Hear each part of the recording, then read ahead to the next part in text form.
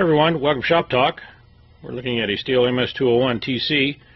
New saw. It's going to be turned into a test chainsaw. It's going to Iowa, and I'll get it tore down and show you some more pictures of it.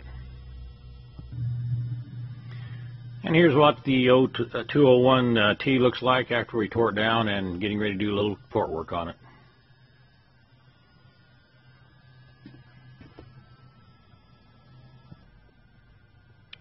Cylinder ported and ready to go back together. Exhaust ported and polished.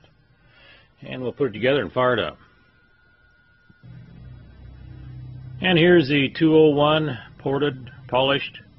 Got the silver razor grind chain I put on them. Ready to go. We're going to do a test cut and then we will disable it. Not to be used for any type of wood cutting. And here's that 201T. We're going to make a few cuts with it. Been ported, polished.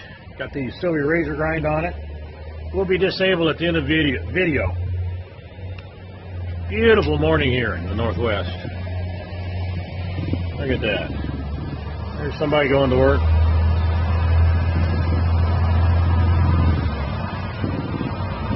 Alright. Make a cut.